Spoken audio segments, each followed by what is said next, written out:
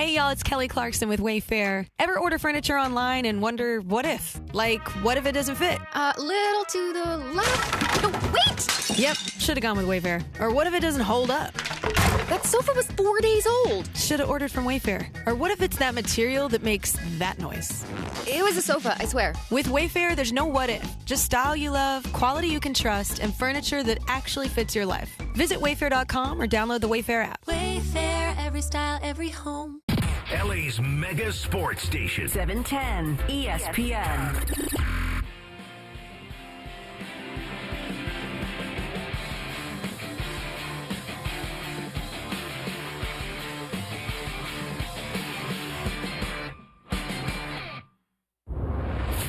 This is SportsCenter All Night on ESPN Radio and on the ESPN app. Now, here's Jay Reynolds. SportsCenter All Night, taking you to unsportsmanlike at 6 o'clock Eastern Time. Evan, Canty, Michelle have plenty of reaction coming up this morning, 6 to 10 Eastern here on ESPN Radio. Half-hour headlines on SportsCenter All Night.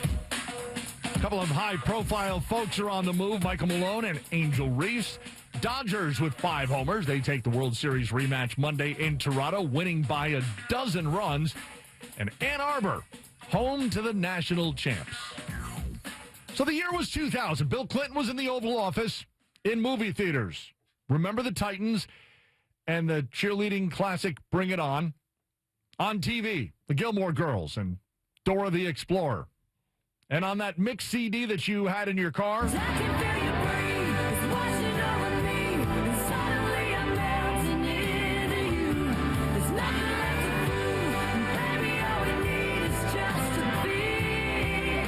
the year was 2000, and Michigan State won the men's title in college hoops. That was the last time we saw the Big Ten capture the title.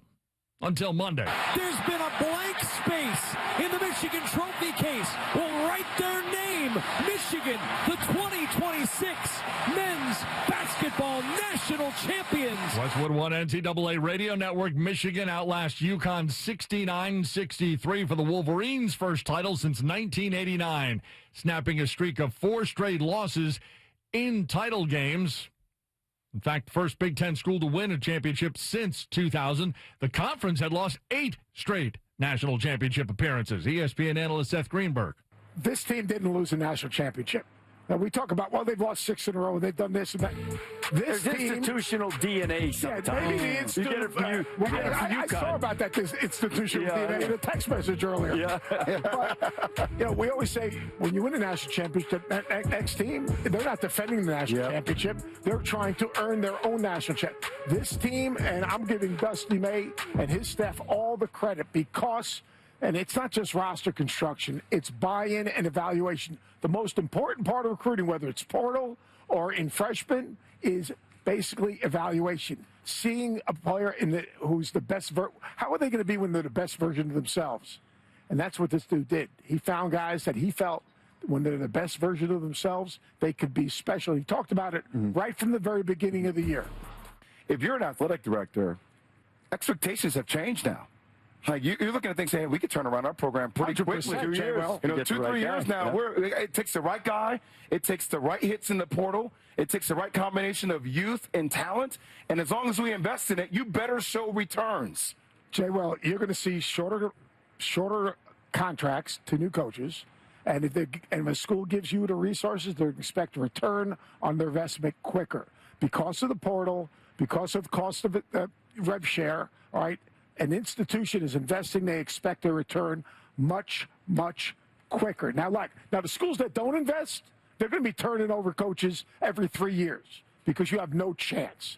But Dusty May proved new coaches have been getting jobs right now. Michael Malone, he's going to North Carolina.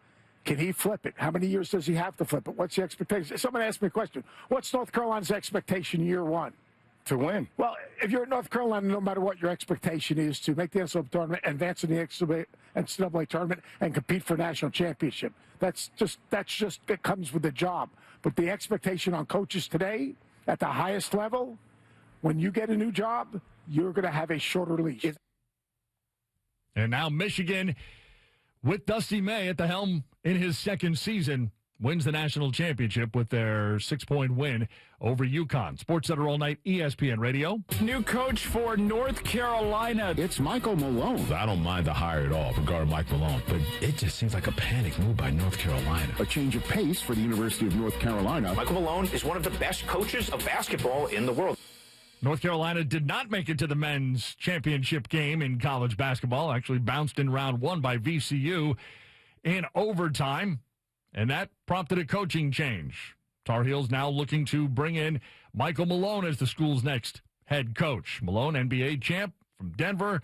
He has more than 500 wins under his belt in a dozen seasons as head coach. Of course, a lot of people were looking at somebody like Billy Donovan as North Carolina's choice. ESPN's Pete Thamel. The one thing about Billy Donovan's candidacy at North Carolina that Billy Donovan had made very clear was that he was going to wait to coach out the season with the Bulls. Billy Donovan, there is also part of him, I think, that isn't convicted about going back to college. He's never said he doesn't want to, but Billy Donovan would have options if he left the Bulls to coach in the NBA or to coach back in college. And I think it was too much of a high wire act for North Carolina officials to wait for Billy Donovan with the idea that it wasn't 100%. He wasn't 100% in. It was not. My understanding is it was not communicated to North Carolina that Billy Donovan 100% wanted the job. So instead, it's going to be Michael Malone, who has served as an ESPN analyst of late, and to that end, he's had some chats with our Sean Farnham over the time. We talked for about 30, 35 minutes.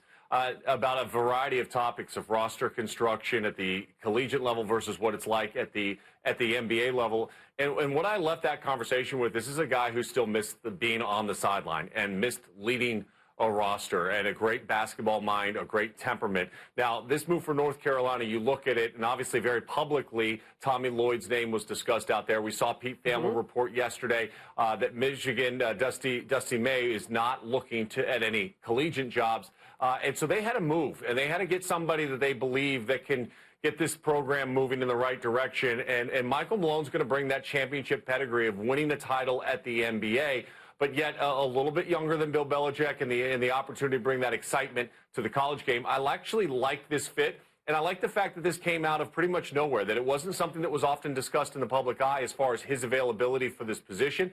With the transfer portal opening up tomorrow, North Carolina now has their leader in place. It will allow them to quickly put together a staff and start to identify players that they want to bring in to Chapel Hill. The conversation about Carolina has always been about the coaching tree. What sort of sense do you have that they are kind of breaking away from what they've done? Everybody they looked at in this search, at least publicly, that we talked about, were going to deviate from that, Hannah. And I think it was the right time for Carolina to get outside of that Carolina tree and try to bring in a new perspective into their basketball program and inject new life into it. Carolina is still Carolina. You walk there. I played inside the Dean Dome. You look up at those rafters and you see the names. It's the who's who of college basketball. And that pedigree and that engine, when motivated, when committed to all the resources that are going to be necessary to be successful, is a very powerful engine that still can be amongst the elite, even in today's college basketball world. And I think that if you're Michael Malone, I'm sure you have all those boxes checked. If you're Carolina trying to entice him, you better have all those boxes checked, and bringing in somebody that you feel not only can compete inside the ACC, when you look at what John Shire has been able to do in particular the last 2 years, 70-7 in the last 2 years. Ryan Odom, the quick flip at Virginia. Pat Kelsey, the quick flip at Louisville. Coach Lucas, the quick flip at Miami. You need to get this right. And for Carolina's perspective, I think they're hoping and they believe that Michael Malone is going to flip the script real quick and keep Carolina in top of the discussion thought process, at least on a national landscape, because that's where the brand of North Carolina deserves to be.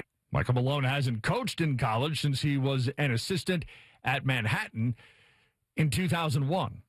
Back to the NBA. George and Embiid walking up the floor. Embiid backing it into Castle, backing it in. And then you got Wemby in the vicinity, and Fox took it away. And then Victor got fouled in the collision with Paul George at midcourt. And Wembanyama holding his left arm there a little bit. Looks like he's okay, but he can be held back up here. He looks fine. Yeah, he's taking a shot there against the side. The foul's on Paul George. Wembanyama not quite okay. Left the game there in the second quarter with a left rib contusion. WOAI with the call. Spurs beat the Sixers 115-102, but Wembanyama did not return. And should this be extended, ESPN analyst Monica McNutt?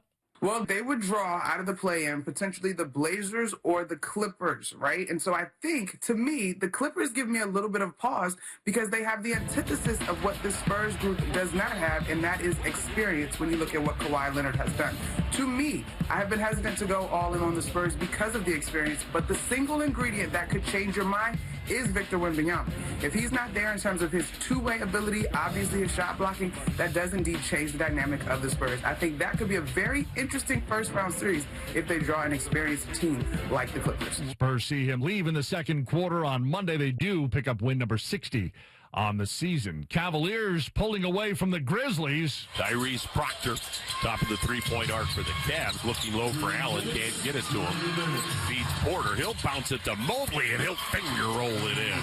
And the Mobley now with 22, his 24th game of 20 or more. The Cavaliers have a 13-point lead. Keon Ellis feeds Mobley in the paint, and he's got a dunk. Well, Evan Mobley now with 24, leads back to 12. WTAM Cavaliers a 142-126 win over Memphis. Cavs' fifth game with at least 140 points this season. That's the most in franchise history. Magic 123-107 over the Pistons. 3 straight wins for Orlando. Knicks get past the Hawks 108-103 for New York. Their first win against a team above 500 since March 6th at Denver. They'd lost 5 straight games entering Monday against teams over 500. SportsCenter all night, ESPN Radio. From the WNBA, the Chicago Sky trading 2-time All-Star Angel Reese to Atlanta. In return, the Dream sending first-round draft picks in 2027 and 2028. The Dream will also receive 2028 second-round swap rights. Back to ESPN analyst Monica McNutt. Ooh, Jay. Where there's smoke, there's fire was my first thought. And then second, in the business of basketball, at least both sides are being able to move on amicably in this one. And the smoke and fire piece, let me just explain. Last year at the end of the regular season, Angel Reese boldly and competitively called out the Chicago Sky for how they would move forward in terms of needing talent if they were going to compete, saying that she wanted to be a part of the organization and she wanted to compete at a high level. It didn't go over so well, Jay, in the public eye domain, at least as far as Chicago brass was concerned, and she actually ended up being suspended for a half a game. Now, she finished the season with some injuries and didn't play anyway, but to me, there seemed to be sort of breadcrumbs that perhaps this organization was not prepared for her vocalness and her star power based on the influx of talent that we've seen in the WNBA as of late. And so this trade indicates that there's some truth to that in my mind. But again, and we see this in professional sports all the time, I do think both sides being able to get what they need out of this one is a solid move. Okay, let's talk about Atlanta. What does this mean for the Dream now that they've acquired Angel Reese? This is where I'm like, okay, so who's Atlanta going to core? Who are they going to protect? Yes. We are entering the WNBA free agency period right now, Jay. On Wednesday, in fact, negotiations will begin. Right now, teams are trying to decide who they're going to hold on to.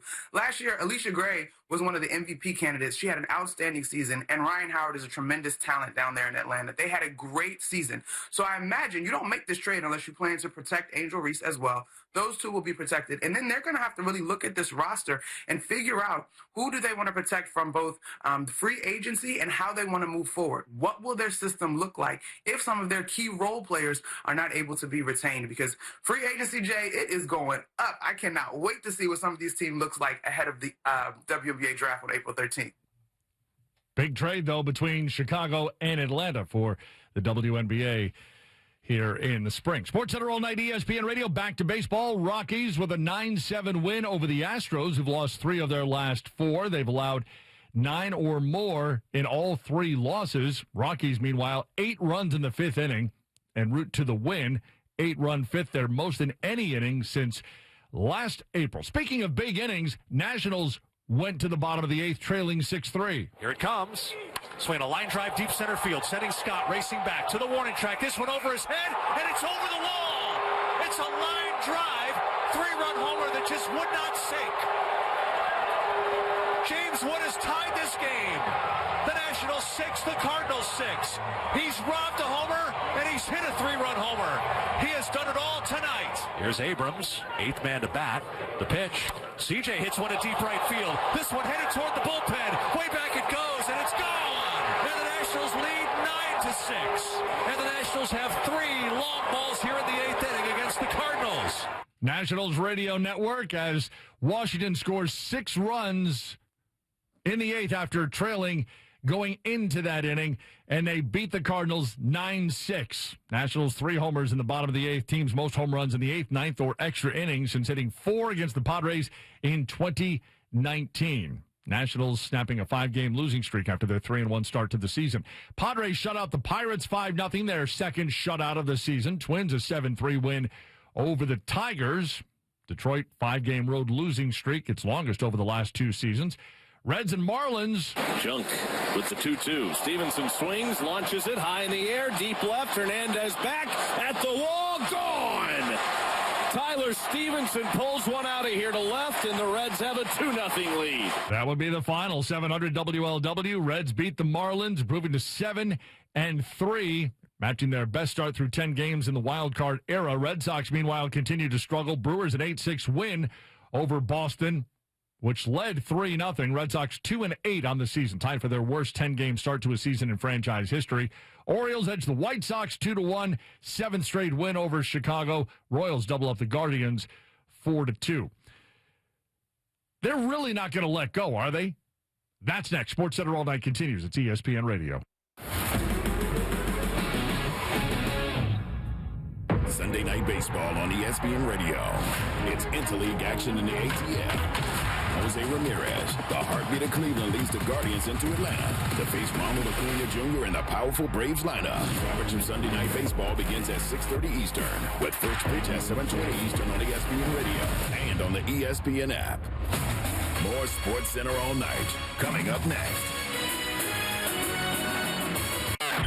Oh, Lakers fans! This is when we don't give up hope, and we gather around together to watch the Lakers against the Thunder Tuesday night at Kelsey's at Pechanga Resort Casino. Tuesday night, 7 p.m. at Kelsey's. We're going to party, watch the Lakers game together, win fabulous prizes, and cheer on our purple and gold. Here's what I want you to do. Go to ESPNLA.com right now. Click the Lakers Pechanga logo. Make your reservation to join us Tuesday night at Kelsey's at Pechanga Resort Casino with ESPNLA for an official watch party. That's the Ian Fitzsimmons here. Now, when you